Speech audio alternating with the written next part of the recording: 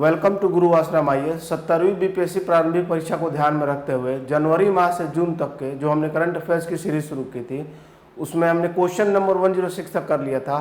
तो आइए उसके बाद हम शुरू करते हैं। क्वेश्चन नंबर 106 तक हमने कर लिया था, लेकिन एक बार मैं रिपीट कर दे रहा हूँ क्वेश्चन नंबर 106। ठीक है। हालिया घोषणा के अनुसार बिहार के किस राज्य के सरकारी हालिया घोषणा के अनुसार किस राज्य के सरकारी स्कूलों को खासकर बाढ़ प्रभावित जिलों के विद्यालय में तरण तल यानी क्या स्विमिंग पूल बनाए जाने की घोषणा की है? तो ऑप्शन इसका ए बिहार, बी झारखंड, सी दिल्ली और डी पश्चिम बंगाल। तो इसका सही आंसर होगा ऑप्शन ए बिहार। ठीक है, देखते हैं इसके बारे में। बिहार के सरकारी स्कूलों खास करके बाढ़ प्रभावित जिले यानी फ्लड जोन एरिया जो है विद्यालयों में तरण तल यानी स्विमिंग पूल बनाए जाएंगे। इसका उद्देश्य है कि छात्र छात्राओं को तैराकी में क्या दक्ष बनाना है, ताकि बाढ़ के समय खुद का भी बचाव कर सके, साथ ही अपने गांव या आसपास के क्षेत्रों में डूबने वाले लोगों का क्या कर सके, हर संभव मदद कर सके। बिहार राज्य आपदा प्रबंधन विभाग के आदेश पर भवन निर्माण विभाग ने स्विमिंग पूल का प्रारूप और उसकी अनुमानित लागत तय की है और ये 25 मीटर लंबा और 12 मीटर चौड़ा स्विमिंग पूल के साथ ही 2 चेंजिंग रूम बनवाने में सरकार को कितना खर्च होगा? 4,46,52,000 रुपये होगा। Question number 107। हाल ही में 1 मई 2024 को पटना के प्रसिद्ध सर्जन जो थे, ये विश्व प्रसिद्ध भी थे, डॉक्टर नरेंद्र प्रसाद का निधन हो गया। बताइए कि उन्हें किस वर्ष पद्मश्री सम्मानित किया गया था? तो इसका सही आंसर होगा ऑप्शन ए 2015 में। ये बिहारी नहीं, भारत के भी प्रसिद्ध डॉक्टर सर्जन थे डॉक्टर नरेंद्र प्रसाद, जिनका हाल में क्या हुआ 1 मई 2024 को उनका निधन हो गया। वे बिहार मेडिकल काउंसिल के क्या अध्यक्ष रहे थे और तत्कालीन राष्ट्रपति प्रणब मुखर्जी के द्वारा उन्हें कब दिया गया था पद्मश्री? तो उन्हें 2015 को राष्ट्रपति भवन नई दिल्ली में देश के चौथे नागरिक सम्मान पद्मश्री से क्या सम्मानित किया गया था। अब वर्ष 2024 में बिहार को मिले पद्मश्री जो हम लोग पिछले क्लास में भी देख चुके हैं। क्वेश्चन नंबर 108 देखते हैं। संजय गांधी जैविक उद्यान में हाल ही में ऑनलाइन टिकट बुकिंग यानी 7 दिन पूर्व की बुकिंग की सुविधा शुरू की है। बताइए किस वर्ष पटना जू का गोल्डन जुबली मनाया गया? ठीक है, तो इसका ऑप्शन है 2021, 2022, 2023 और 2024। तो इसका सही आंसर होगा वर्ष 2023 में क्या किया गया? तो पटना जू का जुबली ईयर मनाया गया। ठीक है, आइए देखते हैं। पटना स्थित संजय गांधी जैविक उद्यान का 22 जून 2023 को इसके 50वीं वर्षगांठ को चिन्हित करते हुए गोल्डन जुबली अर्थात स्वर्ण जयंती समारोह मनाया गया था। बिहार के तत्कालीन राज्यपाल नित्यानंद कानूनगो के कार्यकाल में 1969 में 34 एकड़ जमीन में क्या वनस्पतिक उद्यान के रूप में इसे बनवाया गया था। ठीक है, बाद में इसका नाम क्या रखा गया था? गार्डन्स रखा गया था। आइए देखते हैं, इसमें दिया हुआ है उस वक्त इसका नाम क्या था? गार्डन्स रखा गया था। 1972 में वन विभाग ने इसका नाम बदल कर क्या कर दिया? तो जैविक उद्यान कर दिया। इसके बाद इस पार्क को 1973 में चिड़ियाघर के रूप में यानी कि चिड़ियाघर के रूप में कब खोला गया था? तो 1973 में। इसीलिए 2023 में क्या मनाया गया? इसका गोल्डन जुबली मनाया गया। वर्ष 1980 में संजय गांधी की मृत्यु के बाद फिर से तीसरी बार इसका नाम बदलकर क्या कर दिया गया? संजय गांधी जैविक उद्यान कर दिया गया। वर्तमान में पटना के चिड़ियाघर में 1 से 10 विभिन्न प्रजातियों के 1100 से अधिक जानवर, पक्षी और कौन है? सरीसृप है। चलिए अगला क्वेश्चन देखते हैं। Bihar state power holding company limited की हालिया रिपोर्ट के अनुसार कौन सा राज्य स्मार्ट प्रीपेड मीटर इंस्टॉल करने में भारत में अव्वल है? तो ऑप्शन ए है Bihar, option B Kerala, option C Jharkhand और ऑप्शन डी क्या है? उत्तर प्रदेश है। इसका सही आंसर क्या होगा? Option A Bihar. ठीक है, आगे देखते हैं। Bihar state power holding company limited की हालिया रिपोर्ट के अनुसार स्मार्ट प्रीपेड मीटर लगाने में बिहार क्या है? पूरे भारत में अव्वल है। ठीक है, नवीनतम रिपोर्ट के अनुसार अब तक कुल 32 लाख से अधिक यानी 32,55,839 स्मार्ट प्रीपेड मीटर क्या इंस्टॉल किए जा चुके हैं और बिहार दुनिया का इकलौता राज्य है जहां गांव-गांव में स्मार्ट मीटर क्या है लगाए जा रहे हैं। इसका बिजली चोरी रोकना, बिल भुगतान, मीटर रीडिंग, अन्य तकनीकी खामियां दूर करना है। ठीक है, उसका उद्देश्य है। राज्य सरकार 2025 तक स्मार्ट प्रीपेड मीटर लगाने का काम पूरा करने का क्या लक्ष्य रखा हुआ है? ठीक है, अब बिहार राज्य विद्युत बोर्ड का गठन कब किया गया था? 1958 में किया गया था। बस इतना ही जान लीजिए, इसके आगे सब डिटेल दिया हुआ आप खुद देख लीजिएगा। क्वेश्चन नंबर 1010 देखते हैं। 1110 पर्यावरण, वन और जलवायु परिवर्तन विभाग बिहार की सचिव कौन है? बिहार की सचिव कौन है? पर्यावरण, वन और जलवायु परिवर्तन विभाग में बिहार की सचिव कौन है जिन्होंने इंडोनेशिया में आयोजित प्रतिष्ठित जकार्ता फ्यूचर्स फोरम को संबोधित किया? तो इसका ऑप्शन ए है Nandini Mishra, option B Pushpam Priya, option C Vandana Preyasi और ऑप्शन डी रेणु देवी। तो वंदना प्रेयसी एक IAS ऑफिसर है, ठीक है, और रेणु देवी क्या है, डिप्टी चीफ मिनिस्टर पहले रह चुके हैं। अब आइए देखते हैं इसका सही आंसर क्या होगा। तो इसका सही आंसर है ऑप्शन सी वंदना प्रेयसी, ठीक है। डिटेल देखते हैं। हाल ही में 3 मई 2024 को इंडोनेशिया में प्रतिष्ठित जकार्ता फ्यूचर्स फोरम का उद्घाटन किया गया, ठीक है, जहां नवीकरणीय ऊर्जा परिवर्तन के लिए वैश्विक सहयोग विषय पर, विषय क्या था, नवीकरणीय ऊर्जा परिवर्तन के लिए वैश्विक सहयोग पर बिहार पर्यावरण वन और जलवायु परिवर्तन विभाग की सचिव वंदना प्रेयसी द्वारा संबोधित किया गया था। अब वंदना प्रेयसी के अनुसार देखिए क्या कहा गया कि भारत ने कई वर्षों में गैर जीवाश्म ईंधन से अपनी 40% बिजली क्षमता हासिल करके संयुक्त राष्ट्र के COP21 पेरिस शिखर सम्मेलन में की गई अपनी प्रतिबद्धता को पार कर लिया है। भारत नवीकरणीय ऊर्जा स्थापित क्षमता यानी कि बड़ी पनबिजली सहित में विश्व स्तर पर चौथे स्थान पर क्या है, नवीकरणीय ऊर्जा स्थापित क्षमता में विश्व में क्या स्थान है, इसका 4th रैंक है। पवन ऊर्जा दक्षता में भी चौथे स्थान पर है और सौर ऊर्जा क्षमता में हम लोग क्या है, 5वें स्थान पर है। यानी कि नवीकरणीय ऊर्जा और ऊर्जा दक्षता में, पवन ऊर्जा दक्षता में 4th रैंक है और आपको सौर ऊर्जा में क्या हम लोग 5th स्थान पर हैं। बिहार देश का पहला राज्य है जिसने राज्य के लिए climate resilient and low carbon development pathway विकसित किया है। क्वेश्चन नंबर 1 से 11 देखते हैं।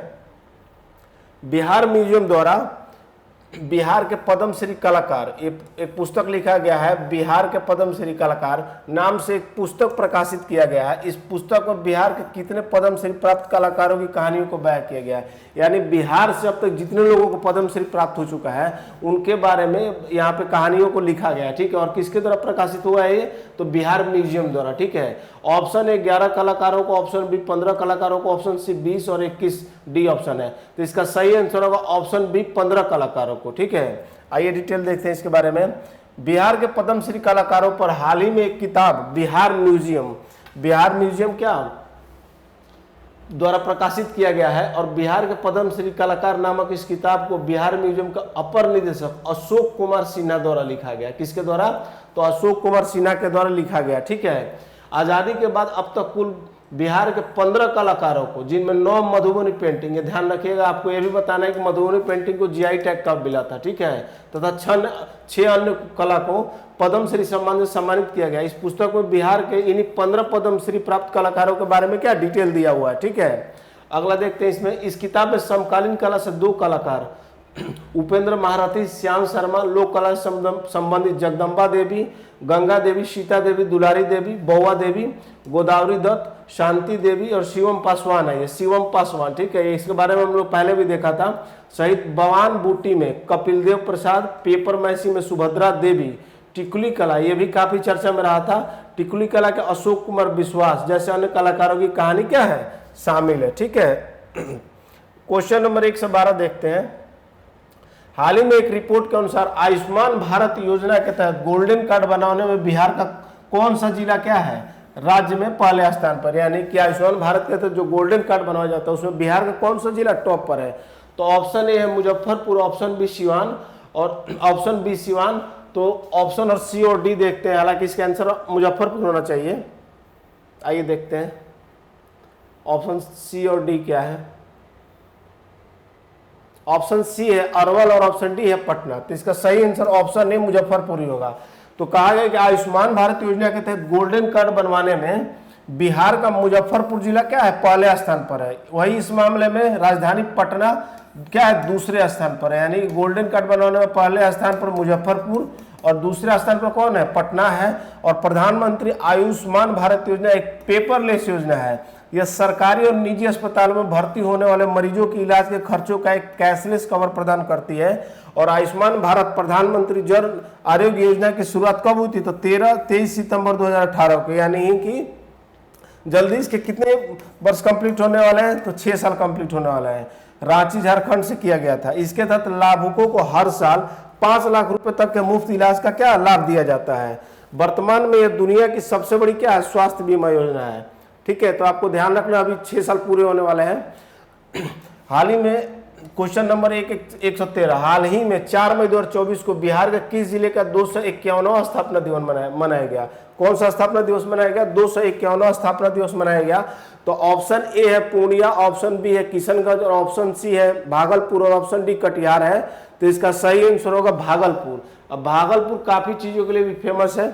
मैंने पहले भी कहा था कि डॉल्फिन से रिलेटेड कुछ भागलपुर में भी है और कुछ चीजें कहाँ है, पटना में है। तो आपको ये खुद देखना है कि डॉल्फिन से रिलेटेड भागलपुर में क्या है और पटना में क्या है। तो इसका सही आंसर क्या होगा? 251वां स्थापना दिवस किसका मनाया गया?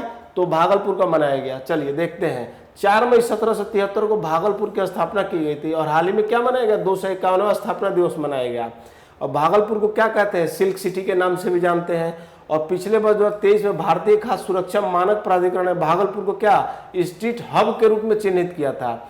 बिहार राज्य खादी ग्राम उद्योग बोर्ड की ओर से सैंडिस कंपाउंड भागलपुर में खादी मेला सह उद्यमी बाजार, यह भी ध्यान रखना है खादी मेला और आपको सह उद्यमी बाजार का क्या आयोजन कब से कब तक? तो 6 फरवरी 2024 तक किया गया था। और आपको ये भी देखना है कि खादी के जो है बिहार में ब्रांड एम्बेसडर कौन रहे। ठीक है, ये काफी इंपॉर्टेंट हो जाता है आप और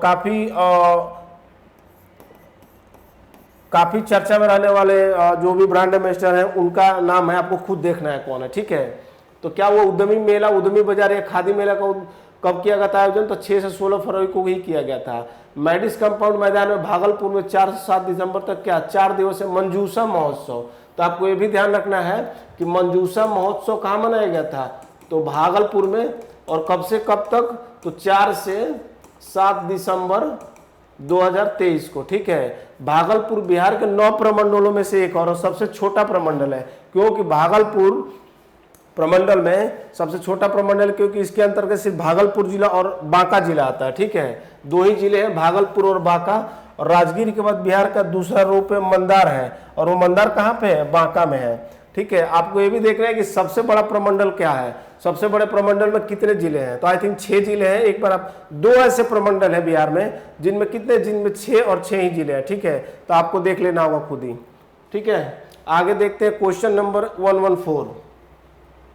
निम्नलिखित में से कहाँ हाल ही में 6 से 8 मई 2024 तक 3 दिवसीय भोजपुरी महोत्सव का आयोजन किया गया? कहाँ पे? तो भोजपुरी महोत्सव का आयोजन किया गया। तो ऑप्शन है Port Louis Mauritius, option B Lucknow Bharat, option C Dhaka और ऑप्शन डी टोक्यो जापान। तो इसका सही आंसर होगा पोर्ट लुइस मॉरिशस में। Ministry of art and culture heritage Mauritius सरकार की ओर से हाल ही में 6 से 8 मई 2024 तक राजधानी पोर्ट लुइस में, कहा पोर्ट लुइस मॉरिशस में 3 दिवसीय भोजपुरी महोत्सव का आयोजन किया गया, जिसमें भोजपुरी भाषा, संस्कृति, विरासत, कला और इसके साहित्य पर क्या किया चर्चा हुई। साथ ही कलाकारों की क्या हुई? प्रस्तुति भी हुई। इस महोत्सव में शामिल होने वाले 15 सदस्यीय भारतीय प्रतिनिधिमंडल में बिहार के कितने प्रतिनिधि थे? 3 प्रतिनिधि थे। और राष्ट्रीय भोजपुरी संस्था के संरक्षक कौन है? तो डॉक्टर प्रोफेसर गुरुचरण सिंह, अध्यक्ष डॉक्टर हरेंद्र सिंह और कार्यकारी अध्यक्ष डॉक्टर उमाशंकर साहू। ठीक है, अब बात करते हैं संविधान की। 8वीं अनुसूची में 22 भाषाएं शामिल है। कितनी भाषाएं शामिल है? 22 भाषाएं शामिल है, बट भोजपुरी नहीं है, ये ध्यान रखना है। असमिया है, बंगाली, गुजराती, हिंदी, कन्नड़, कश्मीरी, कोंकणी, मलयालम, मणिपुरी, मराठी, नेपाली, उड़िया, पंजाबी, संस्कृत, सिंधी, तमिल, ये संस्कृत है। ठीक है, तेलुगु है, उर्दू है, बोडो है, संथाली है, मैथिली और डोंगरी है। और प्रारंभ में 8 अनुसूची में 14 भाषाओं को क्या दिया गया था? संवैधानिक मान्यता दी गई थी। और भोजपुरी को संविधान की 8वीं अनुसूची में शामिल करने के लिए भोजपुरी समाज क्या है? पिछले कई सालों से प्रयासरत है। चलिए आगे देखते हैं।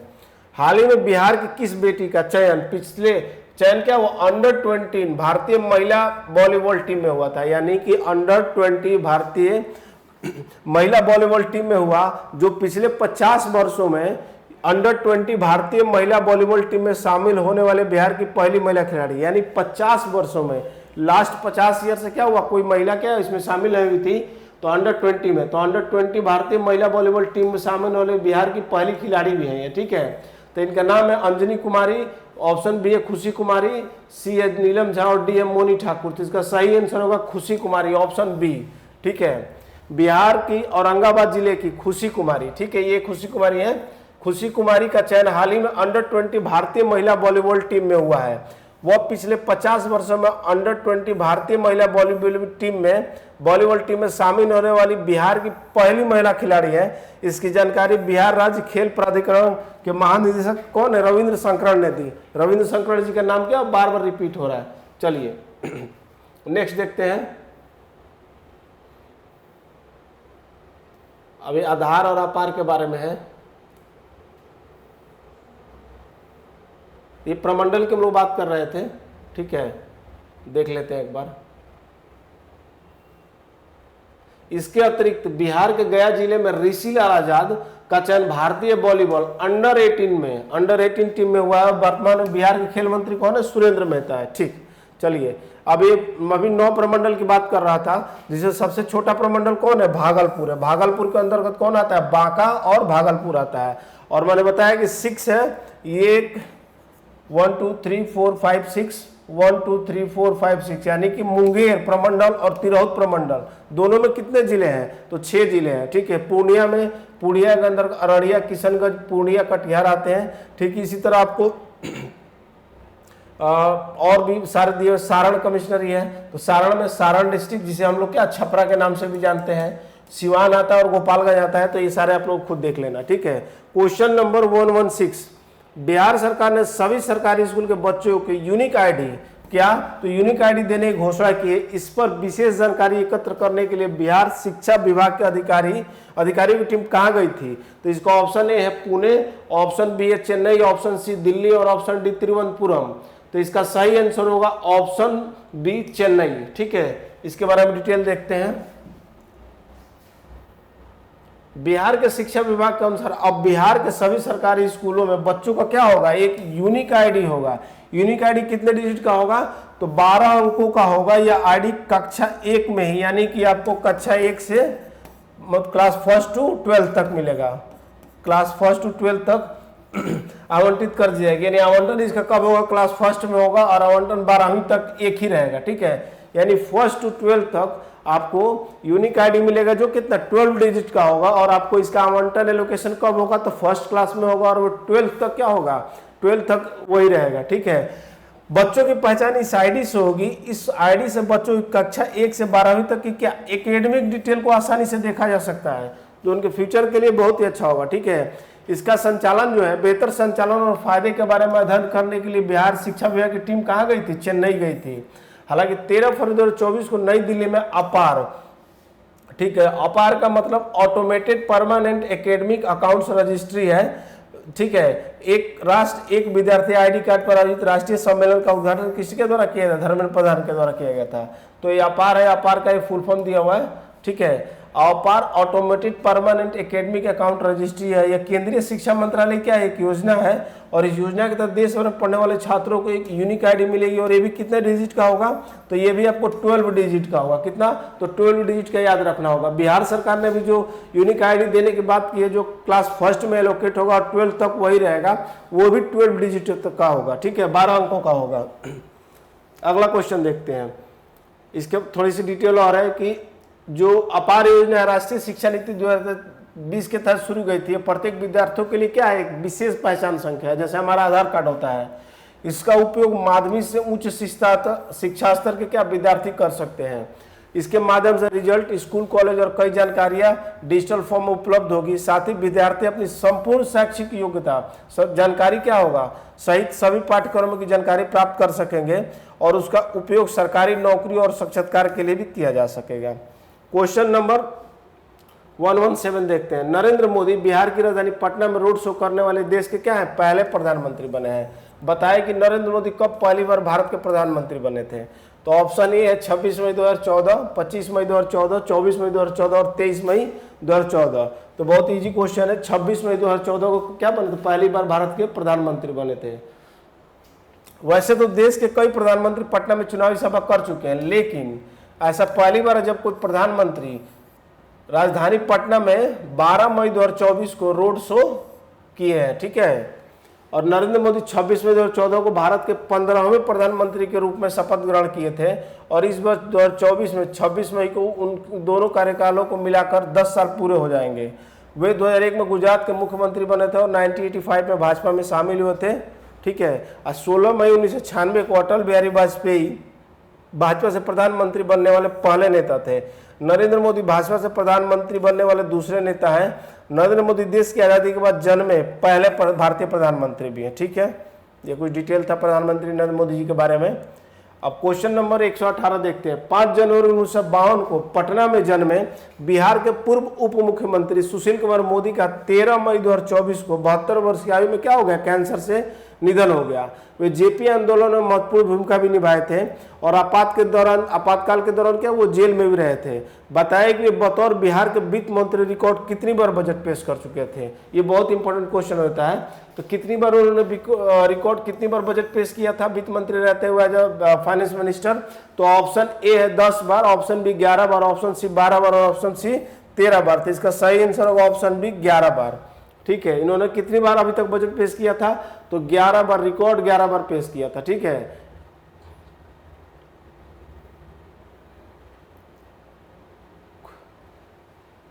तेरह मई 2024 को बिहार के पूर्व मुख्यमंत्री सुशील कुमार मोदी का निधन हुआ। बताया कि भारत सरकार उन्हें राज्यों के वित्त मंत्रियों की एम्पावर्ड कमेटी का अध्यक्ष कब बनाया गया था? तो ऑप्शन बी इसका सही होगा 2012-13 में। अब उनके बारे में डिटेल दिया हुआ है कि कब उनका जन्म हुआ था। तो 5 जनवरी 1952 को हुआ था और 13 मई 2024 को उनका निधन हो गया था। और भारतीय जनता पार्टी के राजनीतिक और बिहार के वित्त मंत्री भी रहे। वे अनुग्रह नारायण सिन्हा और कर्पूरी ठाकुर के बाद बिहार के तीसरे उप मुख्यमंत्री, यानी कि अनुग्रह नारायण सिन्हा और कर्पूरी ठाकुर दोनों क्या रह चुके हैं लोग, बिहार के डिप्टी चीफ मिनिस्टर भी रह चुके हैं लोग। तो उसके बाद उन्होंने तीसरे डिप्टी चीफ मिनिस्टर थे और मृत्यु के समय में भारतीय जनता पार्टी की ओर से राज्यसभा के क्या थे, सांसद थे। और बतौर वित्त मंत्री की रिकॉर्ड 11 बार उन्होंने क्या किया था, बजट पेश किया था। तो ये बहुत इंपॉर्टेंट है कि राज्यसभा के वो सदस्य थे या लोकसभा के, ये ध्यान रखना है। और ये क्या थे, तीसरे मुख्य डिप्टी चीफ मिनिस्टर थे। ठीक है, आगे देखते हैं।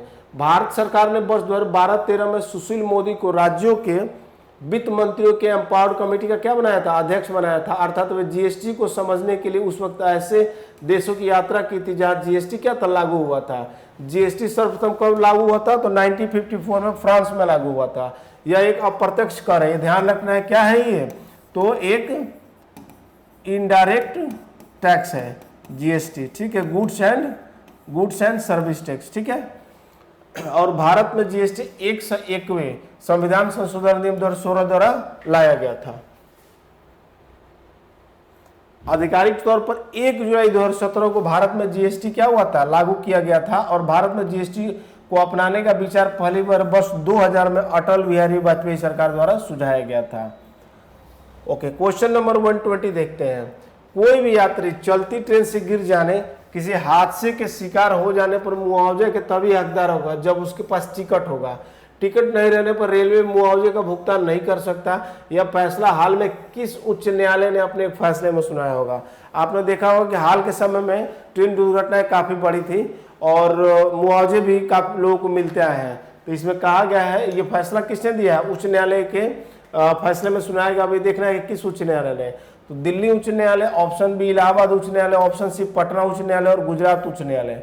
तो ऑप्शन इसका सी होगा, ये पटना हाई कोर्ट द्वारा, ऑनरेबल पटना हाई कोर्ट माननीय पटना उच्च न्यायालय द्वारा यह डिसीजन दिया गया। ठीक है, अब ये पूर्व मध्य रेलवे का, रेलवे 18 जोनों में से एक है। इसकी जो स्थापना 1996 में हुई थी और इसका मुख्यालय कहाँ है, हाजीपुर। हम पहले देख चुके हैं। और हाजीपुर के अंदर कितने रेल मंडल है? तो 5, सोनपुर, समस्तीपुर, दानापुर, मुगलसराय और धनबाद। ठीक है, चलिए पटना हाई कोर्ट से कुछ संबंधित तथ्य हैं वो भी देख लेते हैं। पटना हाई कोर्ट की स्थापना कब हुई थी? 22 मार्च 1912 को भारत के तत्कालीन वायसराय लॉर्ड हार्डिंग द्वितीय द्वारा दिया गया था। उच्च न्यायालय भवन की आधारशिला 1 दिसंबर 1913 को भारत के तत्कालीन वायसराय लॉर्ड हार्डिंग द्वितीय द्वारा रखी गई थी। और पटना उच्च न्यायालय भवन का कार्य पूरा होने के फलस्वरूप औपचारिक रूप से लॉर्ड हार्डिंग द्वितीय द्वारा 3 फरवरी 1916 को इसे खोला गया था। यानी कि 13 में क्या होता, आधारशिला रखी गई थी और 16 में खोला गया था। हालांकि पटना उच्च न्यायालय भवन 3 फरवरी 1916 को खोला गया, किंतु उच्च न्यायालय ने वास्तव में 1 मार्च 1916 से काम शुरू किया था। और पटना उच्च न्यायालय 26 जुलाई 1948 तक बिहार और उड़ीसा प्रांत के क्षेत्रों पर अधिकार क्षेत्र का प्रयोग किया, जब उड़ीसा के लिए अलग उच्च न्यायालय का गठन किया गया था। भारत के वायसराय के रूप में लॉर्ड हार्डिंग द्वितीय कार्यकाल 23 नवंबर 1910 से 4 अप्रैल 1916 तक रहा। किसका? लॉर्ड हार्डिंग द्वितीय का। इन्हीं के समय वर्ष 1911 में जॉर्ज पंचम के आगमन पर दिल्ली दरबार का क्या किया गया था, आयोजन किया गया था, और साथ ही बंगाल विभाजन को क्या किया गया था, रद्द कर दिया गया था 1911 में। ठीक है। पटना उच्च न्यायालय के पहले मुख्य न्यायाधीश sir Edward Maynard des Champs Chamier थे, और न्यायमूर्ति सुश्री रेखा दोषी पटना उच्च न्यायालय की मुख्य न्यायाधीश पर आसीन होने वाली क्या थी, पहली महिला थी। और पटना उच्च न्यायालय की दूसरी महिला न्यायाधीश श्रीमती ज्ञान सुधा मिश्रा थी, जो बिहार से सर्वोच्च न्यायालय की पहली महिला न्यायाधीश है। यानी ज्ञान सुधा मिश्रा बिहार की रहने वाली थी, पटना उच्च न्यायालय की क्या थी, वो दूसरी न्यायमूर्ति थी। और ये मतलब कि पटना उच्च न्यायालय की दूसरी महिला न्यायाधीश श्रीमती ज्ञान सुधा मिश्रा जो थी बिहार से सर्वोच्च न्यायालय की पहली महिला न्यायाधीश बनी थी। तो सुप्रीम कोर्ट में अगर पूछा जाए ऑनरेबल सुप्रीम कोर्ट में पहली महिला न्यायाधीश कौन है, तो ज्ञान सुधा मिश्रा जी हैं, और वो बिहार से उनका संबंध रहा है। ठीक है, बिहार के रहने वाली है। इसके अलावा आपको ये देखना है कि वर्तमान में सुप्रीम कोर्ट में अभी कितनी महिला जजें कार्यरत हैं। अभी तक 3 महिला जजें कार्यरत थी। आज 3 सितंबर 2024 की बात हो रही है, तो 3 सितंबर 2024 तक अगर देखा है तो 3 महिला जजेस कार्यरत थी। उसमें से एक जो है 30 अगस्त 2024 को रिटायर हो चुकी हैं, और आपको उनका नाम देखना है। और वर्तमान में जो 2 महिला जजेस कार्यरत हैं उनका क्या नाम आपको देखना है, और जो रिटायर हो चुकी हैं उनका क्या नाम है आपको देखना है। ठीक है, जो रिटायर हुई हैं उनका नाम मैं बता दे रहा हूं, जस्टिस हिमा कोहली जी उनका नाम है, वो अभी 30 अगस्त 2024 को रिटायर हो चुकी हैं। ठीक है, आगे देखते हैं कि आपको ये भी देखना है कि पटना हाई कोर्ट में करंट समय में पटना हाई कोर्ट में अभी कितनी महिला जजेस कार्यरत हैं, 1 2 3 कितनी है। प्लस आपको ये देखना है कि टोटल जजों की जो संख्या पटना उच्च न्यायालय में वो कितनी है, और पटना उच्च न्यायालय के जो चीफ जस्टिस है वो कौन है, ये आपको खुद से देखना है। आगे देखते हैं। हालांकि सुप्रीम कोर्ट की पहली महिला जज फातिमा बीबी जो है, जो 1980 में चुनी गई थी, पंडित लक्ष्मीकांत झा स्वतंत्रता के बाद पटना उच्च न्यायालय के पहले भारतीय मुख्य न्यायाधीश थे। ये देखिए, ध्यान रखिए, पंडित लक्ष्मीकांत झा क्या थे, स्वतंत्रता के बाद पटना हाई कोर्ट के पहले मुख्य न्यायाधीश थे। पटना उच्च न्यायालय की पहली महिला न्यायाधीश श्रीमती जस्टिस इंदु प्रभा सिंह है, जिन्हें पटना उच्च न्यायालय और इसकी रांची बेंच में अदालत आयोजित करने वाली पहले न्यायाधीश होने का गौरव प्राप्त हुआ। पटना हाई कोर्ट ने अब तक भारत को 2 मुख्य न्यायाधीश दिए हैं। श्री भुवनेश्वर प्रसाद सिन्हा भारत के 6ठे मुख्य न्यायाधीश थे। ठीक है, और आगे देखते हैं। और श्री ललित मोहन शर्मा भारत के 24वें यानी कि 24वें मुख्य न्यायाधीश। हालांकि भारत के पहले मुख्य न्यायाधीश श्री एच.जे. कनिया हीरालाल जे की सुंदस कानिया थे, और वर्तमान में भारत के 48वें मुख्य न्यायाधीश श्री एन.वी. रमण नथुलापति वेंकट रमण है। इससे पहले भारत के 47वें मुख्य न्यायाधीश अरविंद बोबडे थे। ठीक है, और अप्रैल 2015 से पटना उच्च न्यायालय की स्थापना के 100 वर्ष पूरे होने पर वर्ष भर चलने वाले शताब्दी समारोह की योजना बनाई गई थी, और इस अवसर पर उद्घाटन भारत के 13वें राष्ट्रपति श्री प्रणब मुखर्जी ने किया था। ठीक है, अभी चीफ जस्टिस जो है ना डी.वाई. चंद्रचूड़ है। ठीक है, सुप्रीम कोर्ट की तर्ज पर पटना हाई कोर्ट में एडवोकेट ऑन रिकॉर्ड व्यवस्था वर्ष 2010 में लागू किया गया था। इस व्यवस्था को पटना हाई कोर्ट में समाप्त कर दिया गया था। संविधान के अनुच्छेद 216 के अंतर्गत उच्च न्यायालय के गठन का प्रावधान है, तथा अनुच्छेद 217 के अंतर्गत मुख्य न्यायाधीश की नियुक्ति की जाती है। एक बार देख लेते हैं कि CJI of India D.Y. Chandrachud, Dhananjay Y Chandrachud है। ठीक है, और एक बार ये भी देख लेते हैं कि Patna chief justice of Bihar.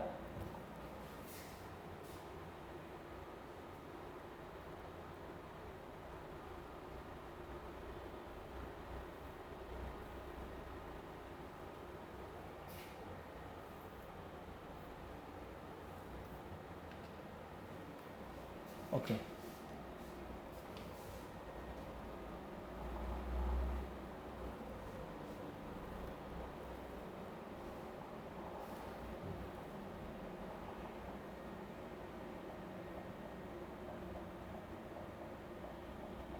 कुछ दिन पहले तक संजय करोल जी थे चीफ जस्टिस ऑफ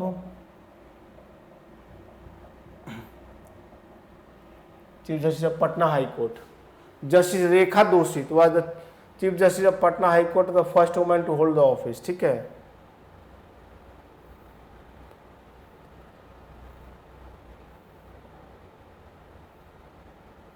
के विनोद चौहान।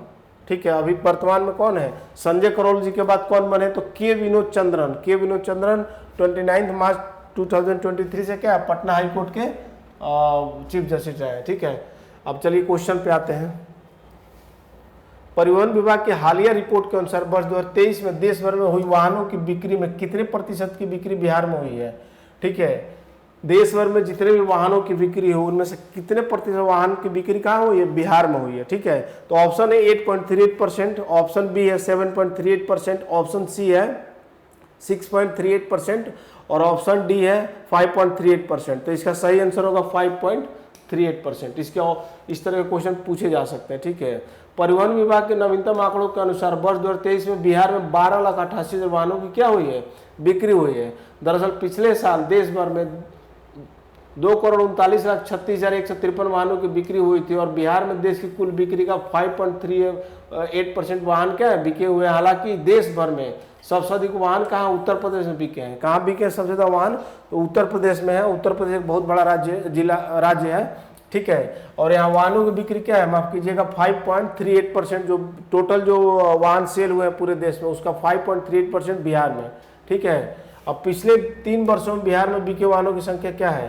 तो 21 में 10.09 लाख, 11.29 लाख और 2023 में 12.88 लाख, यानी कि पिछले वर्ष की तुलना में लगातार क्या है? इंक्रीज हो रहा है वाहनों कोई टोटल जो देश में वाहन बिक रहे हैं तो उसकी तुलना में पिछले 3 वर्षों में बिहार में क्या हो रहा है? वाहनों की संख्या बढ़ती चली जा रही है, वाहन लोग खरीद रहे हैं पिछले वर्ष की तुलना में लगातार ज्यादा।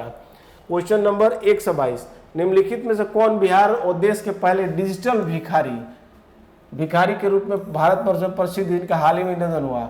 ठीक है, इसके पहले मैं आपको बात बता दूं, एक बार बिहार पीसीएस में क्वेश्चन पूछा जा चुका है कि देश में सबसे ज्यादा भिखारी जो है किस राज्य में है। तो इस तरह के क्वेश्चन का ध्यान रखना है। तो बिहार और देश के क्या थे? पहले डिजिटल भिखारी थे जो पूरे भारत वर्ष में प्रसिद्ध थे। तो उनका नाम क्या था? अभी हाल ही में उनका निधन हुआ है। तो उनका नाम ऑप्शन ए है राजू प्रसाद, अमित हितेशी, अजीत दुबे और मोहन झा। तो इसका सही आंसर होगा राजू प्रसाद। क्या नाम था उनका? तो राजू प्रसाद, जिनको क्या डिजिटल भिखारी कहा जाता था और हाल ही में उनका निधन हो गया।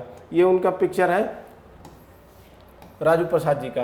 राजू प्रसाद जी ने पूरा भारत उनकी भीख मांगने के डिजिटल तरीकों को लेकर देश में डिजिटल भिखारी के रूप में जानते थे। ठीक है, हाल ही में 9 मई 2024 को क्या हुआ? उनका निधन हो गया। वो हमेशा गले में QR कोड डालकर चलता था और हाथ में हमेशा पैड यानी कि स्मार्ट डिवाइस भी लिए रहता था जिसमें वो अपने बैंक अकाउंट की पूरी डिटेल रखता था। QR कोड 1994 में जापानी कंपनी डेंसो वेब द्वारा आविष्कृत किया गया था। ठीक है, क्वेश्चन नंबर 123 देखते हैं। हाल ही में 15 से 19 मई 2024 तक आयोजित हुई इंडिया स्किल्स 2023-24 प्रतियोगिता में बिहार के युवाओं द्वारा जीते गए पदकों को कौन सा मिलान क्या है? सत्य है। ठीक है, तो ऑप्शन ए 3 स्वर्ण पदक, 1 रजत पदक, 3 कांस्य पदक, या सभी कथन सत्य है? तो इसका सही आंसर होगा सभी कथन सत्य है। यानी इंडिया स्किल्स 2023-24 प्रतियोगिता में क्या है? 3 आप लोगों को स्वर्ण पदक मिला और बिहार को, और 1 क्या रजत पदक और 3 क्या है? कांस्य पदक। ठीक है, चलिए देखते हैं। भारत में सबसे बड़ी कौशल प्रतियोगिता इंडिया स्किल 2024 का उद्घाटन कौशल विकास और उद्यमिता मंत्रालय भारत सरकार द्वारा यशोभूमि नई दिल्ली में किया गया। आयोजन 15 से 19 मई 2024 तक। आयोजन स्थल कहाँ था? दिल्ली था, गांधीनगर गुजरात में, बेंगलुरु में और मणिपाल में। बिहार के युवाओं ने कुल 7 पदक अपने नाम किया जिनमें क्या था? 3 स्वर्ण था, 1 रजत और 3 कांस्य पदक थे। और बिहार के राजेश शर्मा को कैबिनेट मेकिंग, अमित कुमार को किसको? अमित कुमार को क्या? अमित कुमार को इंफॉर्मेशन नेटवर्क केबलिंग और गौरव कुमार गिरी को IT बिजनेस सॉल्यूशन कैटेगरी में क्या गोल्ड मेडल मिला। तीनों विजयी प्रतिभागी अब फ्रांस के लियोन में आयोजित होने वाले वर्ल्ड स्किल में बिहार का क्या करेंगे? प्रतिनिधित्व करेंगे। कौन कौन? तो राजेश शर्मा, अमित कुमार और गौतम कुमार गिरी। ठीक है, इसके अतिरिक्त बिहार के गोवर्धन कुमार को साइबर सिक्योरिटी कैटेगरी में सिल्वर मेडल मिला।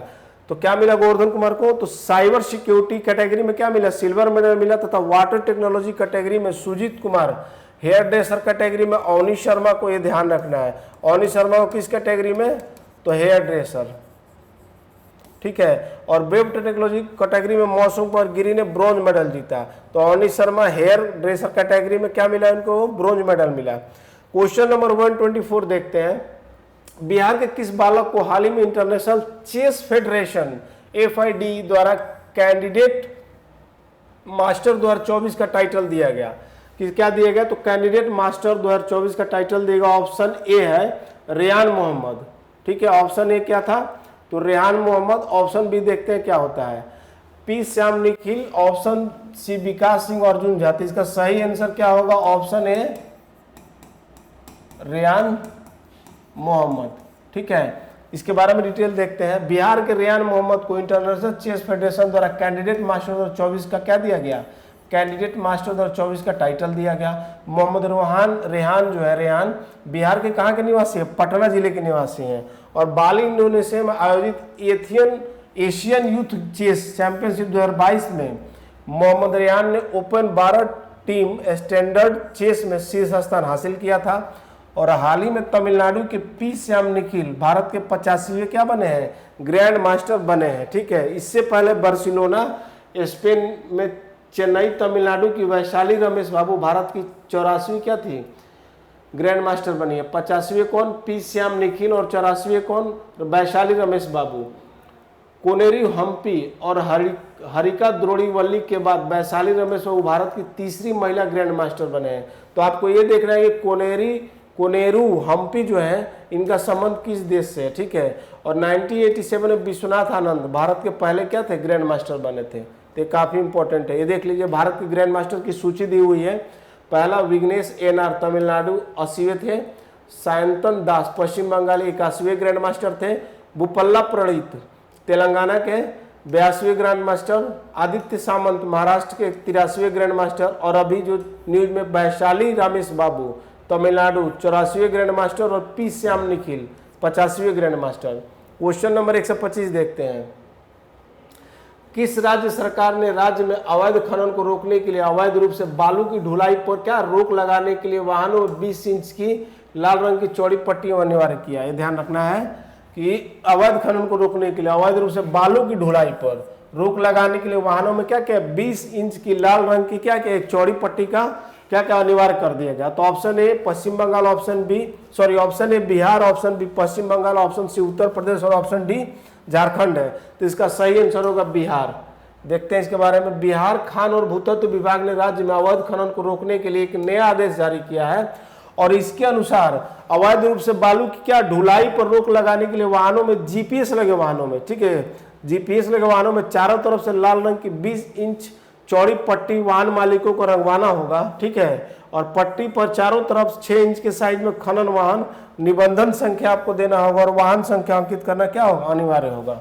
चलिए, इसके लिए खान और भूतत्व विभाग ने इसकी अधिसूचना क्या भी जारी कर दी और 1 जुलाई 2024 से प्रभावी होगी। बिहार सरकार ने अवैध रूप से बालू की ढुलाई पर रोक लगाने के लिए वाहनों में क्या GPS लगाने की अनिवार्यता पहले ही कर चुकी है, ठीक है। क्वेश्चन नंबर 126, बिहार में सरकारी स्कूल बच्चों को अब सप्ताह में 1 दिन यानी मंगलवार को मिड डे मील में गर्म दूध पीने को मिलेगा। बताया कि पूरे भारत में मिड डे मील योजना की शुरुआत कब हुई थी। तो इसका ऑप्शन है 1990 में, 1994, 1995 या वर्ष 2001। तो इसका सही आंसर होगा 1995 में। 1995 में पूरे देश में क्या हुआ था, मिड डे मील की क्या हुई थी, तो शुरुआत हुई थी। बिहार के सरकारी स्कूल में पढ़ने वाले बच्चों के लिए क्या है, अब सप्ताह में 1 दिन यानी कि अब ट्यूसडे को मंगलवार को क्या गर्म दूध मिलेगा मिल में, ठीक है। यह व्यवस्था 1 जुलाई 2024 से लागू होनी थी और 44 प्रखंडों का इसके लिए चयन किया गया है। हालांकि अब इस फैसले को वापस ले लिया गया है, शायद बाद में ही लागू होगा, ठीक है। अब मिड डे मील के बारे में ये एक केंद्र प्रायोजित योजना है, 1995 में शुरू हुआ था और इसका उद्देश्य क्या था, विद्यालयों में विद्यार्थियों की उपस्थिति को बढ़ावा देना था। आज़ादी के बाद तमिलनाडु में 1995 में इस योजना को शुरू करने वाला भारत का क्या था, पहला राज्य था। यानी कि मिड डे मील शुरू करने वाला भारत का पहला राज्य कौन था, तो तमिलनाडु था। कब शुरू हुआ था, तो 1995 में उसको शुरू किया गया था। और उसका उद्देश्य क्या रहता है कि बच्चों की संख्या को क्या किया जाए, स्कूल में विद्यालयों में बढ़ाया जा सके, ठीक है। पहली बार 1930 से फ्रांसीसी प्रशासन का केंद्र शासित प्रदेश पुडुचेरी में लागू की गई थी। और वर्तमान में बिहार में 9 प्रमंडल, 38 जिले, 534 प्रखंड, 101 अनुमंडल और 84 से 5 क्या है पंचायतें हैं। क्वेश्चन नंबर 127 देखते हैं।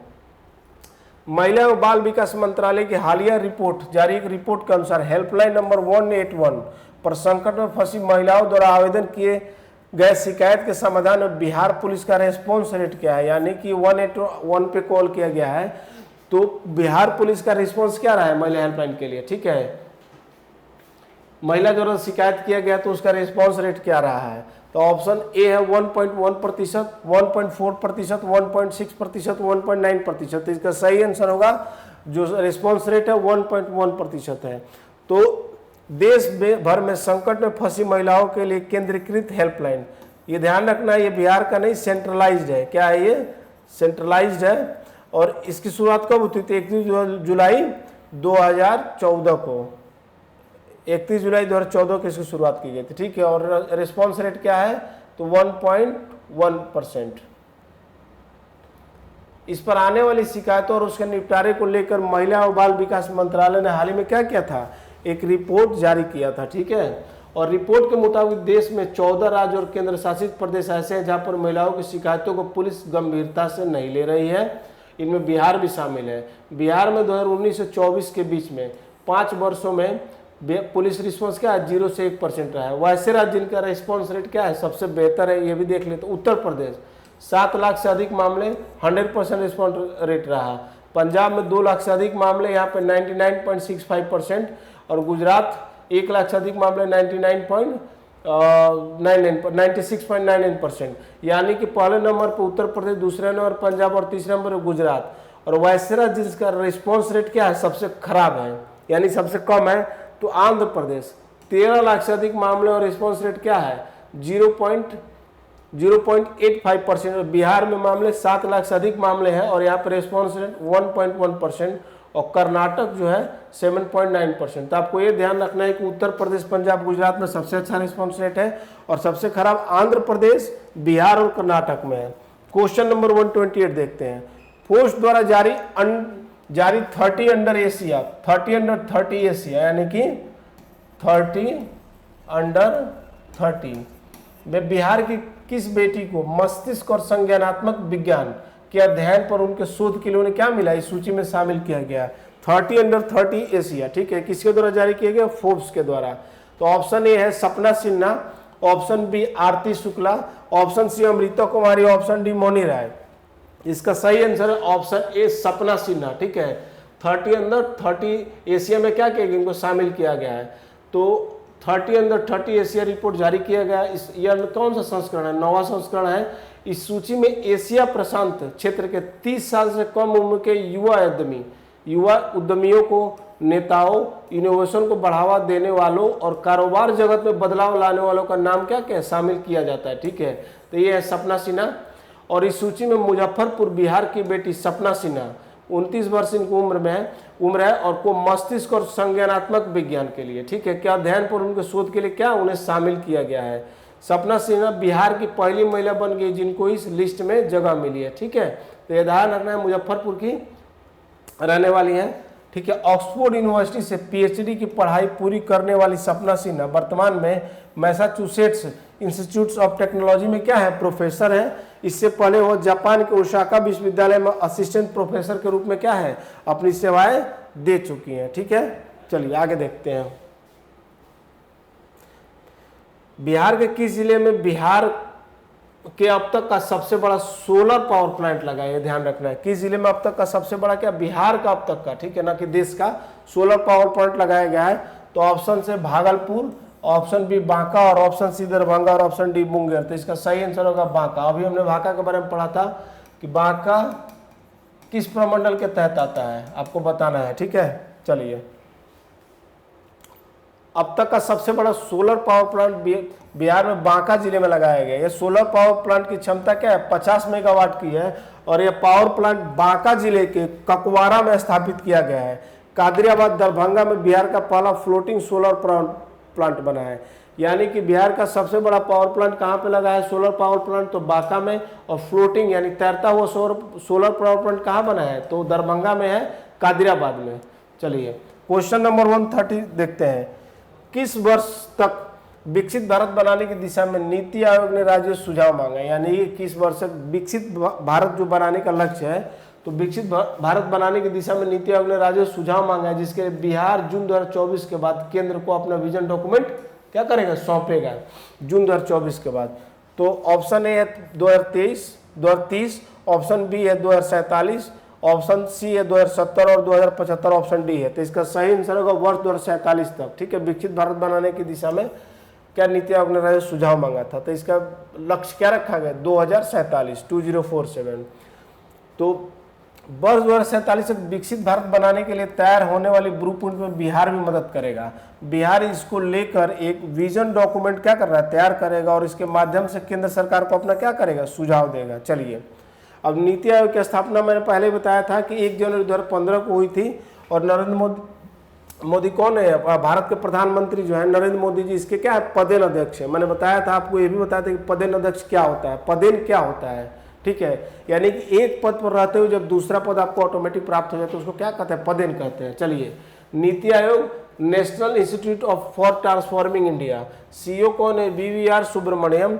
नीति आयोग ने हाल ही में एक्सपोर्ट इंडेक्स जारी किया था, आपको पहले भी पढ़ चुका हूँ। एक्सपोर्ट इंडेक्स जारी किया था, जिसमें बिहार का ओवरऑल स्थान क्या था, आपका बिहार का ओवरऑल स्थान 22वां था। और ये भी बात हुआ था कि पूरे देश में इसका जो योगदान है 22वां स्थान और 0.52% शायद हमने डिस्कस किया था। और सबसे ज़्यादा एक्सपोर्ट जो होता है बिहार में, पूरे देश में जो एक्सपोर्ट होता है उसमें बिहार का कितना हिस्सा जारी है, और बिहार में भी सबसे ज़्यादा एक्सपोर्ट कहाँ से होता है, किस जिले से होता है, ये मैंने बताया था। ऑप्शन आपको याद हो तो बेगूसराय था। चलिए आगे देखते हैं।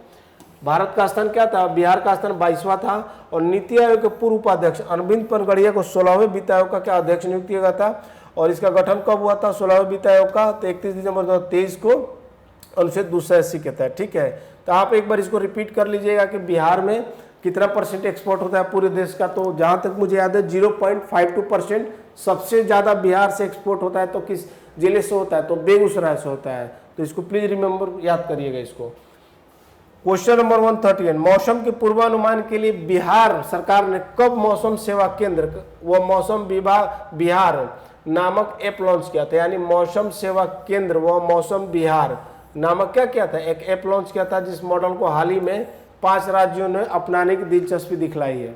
बिहार, मौसम बिहार नामक ऐप है और मौसम सेवा केंद्र। ठीक है, और इसमें कितने राज्यों ने, तो 5 राज्यों ने क्या अपनाने में दिलचस्पी दिखाई है। तो इसका ऑप्शन ए है 27 अप्रैल 2023, 27 मई 2023 और 27 जून 2023 और 27 जुलाई 2023। तो इसका सही आंसर होगा 27 मई 2023। चलिए इसके बारे में डिटेल देखते हैं।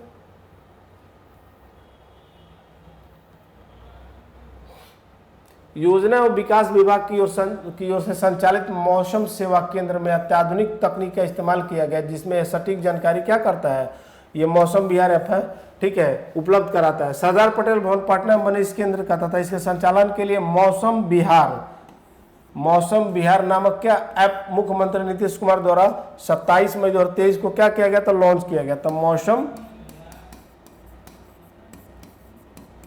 बिहार, ध्यान रखना है आपको। बिहार के मौसम पूर्वानुमान मॉडल में जिन 5 राज्यों ने रुचि दिखाई है वो राजस्थान, उत्तर प्रदेश, झारखंड, उड़ीसा और तमिलनाडु है। मौसम बिहार से पूरे राज्य की सभी पंचायतें जुड़ी है और यहाँ से मौसम के पूर्वानुमान की क्या पूरी जानकारी उपलब्ध कराई जाती है।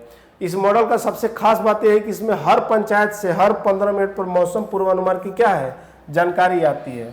ठीक है, पंचायत से जोड़ा गया है। इस प्रकार एक पंचायत से दिन भर में 96 पर डाटा आता है और सभी पंचायत से दिन भर में 80,000 से अधिक डाटा क्या किया जाता है, संकलित किया जाता है। ठीक है, आगे देखते हैं।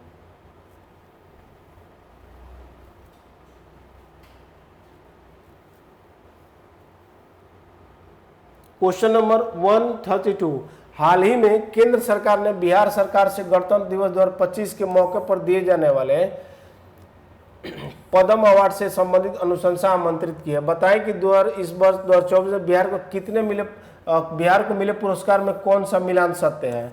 ठीक है, पद्म विभूषण 1, पद्म भूषण 1, पद्म श्री 4 और सभी सत्य है कथन। तो इसका सही आंसर होगा पद्म भूषण कितने, 1 मिले हैं। तो केंद्र सरकार ने बिहार सरकार से 26 जनवरी 2025 के मौके पर दिए जाने वाले पद्म अवार्ड से संबंधित अनुशंसा आमंत्रित की है।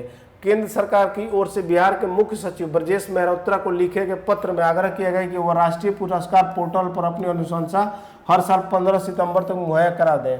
और पत्र में कहा गया है कि जिस भी व्यक्ति की सिफारिश पद्म अवार्ड के लिए किया जा रहा है उसके संबंध में कम से कम 8 शब्दों में कितने 8 विस्तार से जानकारी दें।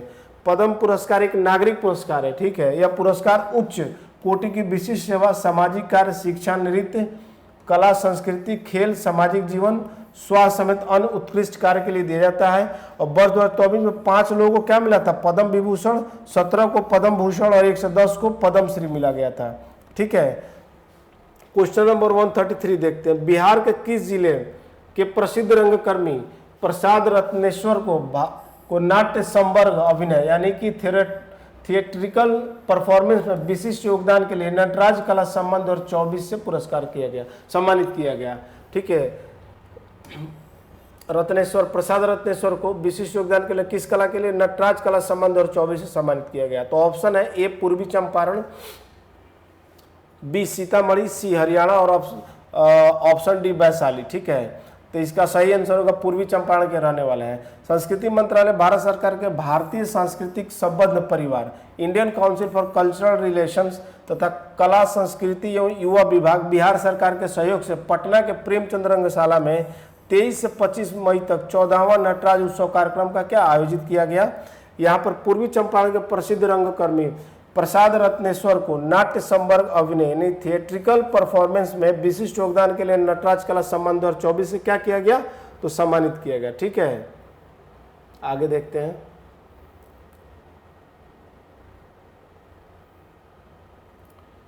इस वर्ष 2024 में द्रौपदी मुर्मू द्वारा भारत के 94 कलाकारों को वर्ष 2022 और 23 के लिए संगीत नाटक अकादमी से सम्मानित किया गया था, ठीक है। अभी इस पहले डिस्कस कर चुके हैं, जिसमें बिहार के 5 कलाकार शामिल हैं। भरत शर्मा व्यास पूर्वी गायन के सम्राट है और लोक गायक हैं।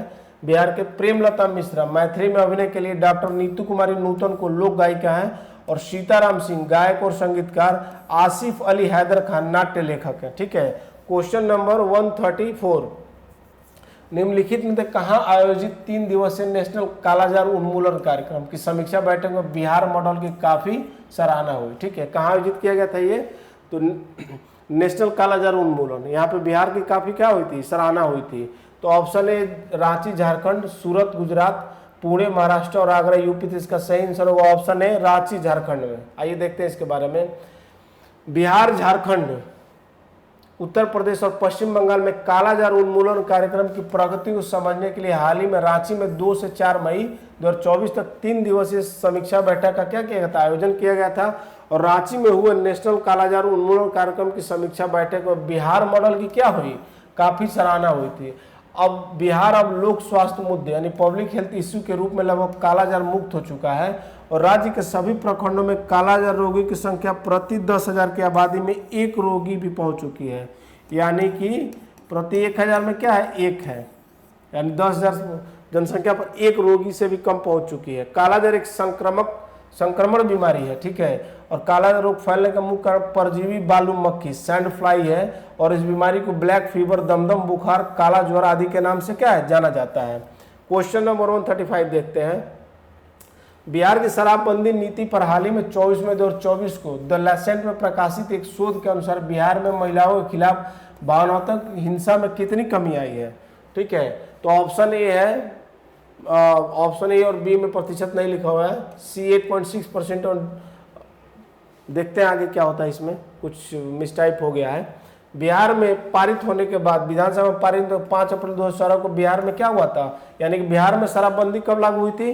तो 5 अप्रैल 2016 से पूर्ण शराबबंदी कानून लागू हो गया था, ठीक है। हाल ही में बिहार की शराबबंदी नीति पर the Lancet Regional Health South East Asia journal में एक नया शोध प्रकाशित हुआ है, जिसके अनुसार एक तरफ जहां स्वास्थ्य संबंधी लाभ हुआ है तो दूसरी तरफ बिहार में हिंसा में भी क्या हुई? कमी आई है। माफ कीजिएगा। रिपोर्ट के अनुसार प्रतिबंध से पहले बिहार के पुरुषों में शराब का सेवन 9.7% से बढ़कर 15% हो गया था। यानी पूर्व में जब शराबबंदी नहीं हुआ था तो बिहार में शराब पीने वाले पुरुषों में क्या थी? इजाफा हुआ था, 9.7% से 15% हो गया था। लेकिन प्रतिबंध के बाद बिहार में कम से कम साप्ताहिक रूप से शराब के सेवन में 7.8% की गिरावट आई है। कितना? तो 7.8% मदिरापान में गिरावट आया है बिहार में। और बिहार में महिलाओं के खिलाफ भावनात्मक हिंसा में 4.6% और यौन हिंसा में 3.6% की क्या है गिरावट आई है। तो महिलाओं के साथ जो भावनात्मक हिंसा होता था उसमें 4.6% और यौन हिंसा में 3.6% क्या गिरावट दर्ज की गई है। तथा शराब पीने के मामले में 24 लाख, पुरुषों में अधिक वजन मोटापे के 18 लाख मामले और अतरंग साथी द्वारा हिंसा के मामलों में 21 लाख की क्या है कमी आई है। अब प्रश्न जो यहाँ से बन सकते हैं, हाल ही में 26 नवंबर 2022 को बिहार में नशा मुक्ति दिवस मनाया गया था। कब? तो 26 नवंबर 2022 को। और बिहार में 26 नवंबर 2011 से मद निषेध दिवस मनाया जा रहा है। हालांकि उस समय शराबबंदी कानून क्या लागू नहीं था और बिहार में 1 अप्रैल 2016 को शराबबंदी क्या किया गया था? लागू किया गया था। हालांकि इसके पहले 1977 में मुख्यमंत्री कर्पूरी ठाकुर, अभी इनको भारत रत्न मिला था, इनके 100वें जयंती पर घोषणा हुई थी और इनके पुत्र की ना रामनाथ ठाकुर जी ने इनको रिसीव किया था भारत रत्न को। ठीक है, तो 1977 में मुख्यमंत्री कर्पूरी ठाकुर ने शराबबंदी लागू किया था, लेकिन 2 साल बाद ही उस कानून को क्या किया गया था? भंग किया गया था। हालांकि बिहार में पूर्ण शराबबंदी 5 अप्रैल 2016 से लागू है। क्वेश्चन नंबर 136 देखते हैं। उत्तर बिहार का सबसे बड़ा सिनेमा हॉल 4 स्टार, जिसे हाल ही में 24 मई 2024 को नष्ट कर दिया गया, बताइए किस जिले में अवस्थित थी? उत्तर बिहार का सबसे बड़ा क्या था? 4 स्टार सिनेमा हॉल था। पहला ऑप्शन है Araria, option B Kishanganj, option C Purnia और ऑप्शन डी कटिहार। तो इसका सही आंसर होगा ऑप्शन सी पूर्णिया। बिहार के पूर्णिया जिले में पश्चिम उत्तर बिहार का सबसे बड़ा सिनेमा हॉल 4 स्टार को 24 मई 2024 को नष्ट कर दिया गया। यह पिछले कई वर्षों से क्या था? बंद पड़ा था। और 1984 में इसका निर्माण अमेरिका में रह रहे पूर्णिया के प्रसिद्ध डॉक्टर मोहन राय द्वारा किया गया। ठीक है, मोहन राय ने ही अमेरिका में एक बार अमिताभ बच्चन का इलाज कर उनका जान बचाया था, जिनका अमिताभ बच्चन ने 4 स्टार सिनेमा हॉल के उद्घाटन में अपनी फिल्म शराब मुफ्त में दी थी, शराबी मुफ्त में दी थी, सॉरी। ये साथ ही सिनेमा हॉल का उद्घाटन करने के लिए अमिताभ बच्चन खुद पूर्णिया आने वाले थे, लेकिन किसी सुरक्षा कारणों में क्या नहीं आ सके। ठीक है,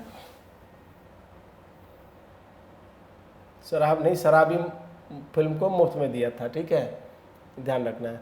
क्वेश्चन नंबर 137। 10 जून से 16 जून 2024 तक बिहार में पहली बार आयोजित हुई बिहार वीमेंस कबड्डी लीग। ठीक है, बिहार वीमेंस कबड्डी लीग बिहार में कब आयोजित हुआ था? 10 से 16 जून 2024 तक का खिताब किस टीम ने अपने नाम किया? तो ऑप्शन है सिवान टाइटंस, सीतामढ़ी सेंटिनेल्स, पटना पेलिकेंस और सारण स्ट्राइकर्स। ऑप्शन क्या क्या है इसमें? तो इसका सही आंसर होगा women's, Bihar women's kabaddi league का टाइटल किसने जीता? तो सिवान टाइटंस। ठीक है, सिवान टाइटंस ने खिताब जीता महिला वीमेंस कबड्डी लीग का। ठीक है, प्रो कबड्डी लीग की तर्ज पर बिहार में पहली बार 10 से 16 जून 2024 तक क्या बिहार वीमेंस कबड्डी लीग का आयोजन किया गया। और 7 दिनों तक चलने वाले इस लीग में कितने टीमें भाग ली थी? 6 टीमें। 7 दिन तक चला था और 6 टीमों ने भाग लिया था। ये टीमें Sitamarhi Sentinels, Patna Pelicans, Magadh Warriors, Nalanda Ninjas, Siwan Titans और सारण स्ट्राइकर्स। यह प्रतियोगिता पाटलिपुत्र स्पोर्ट्स कॉम्प्लेक्स पटना में क्या आयोजित किया गया था? विजेता सूची था सिवान टाइटंस। ठीक है, सारण स्ट्राइकर्स, पटना पेलिकेंस, इसको लेकर फरवरी महीने में सिलेक्शन ट्रायल किया गया था। तो इसका सिवान टाइटंस क्या है? विनर है, सिवान डिस्ट्रिक्ट। ठीक है, बिहार की राजकीय खेल क्या है? कबड्डी है, भी ध्यान रखना है। और ये क्या था? महिला कबड्डी लीग था। ठीक है, पूरा नाम क्या था इसका? Women's kabaddi league. ठीक है, वुमेन्स कबड्डी लीग। ठीक है, पहली बार हुआ था। ठीक है, 10 से 16 जून तक, 10 से 16 जून 2024 तक था। ठीक है, और सिवान टाइटंस क्या है? इसका विनर है। ठीक है ना, ये ध्यान रखना है।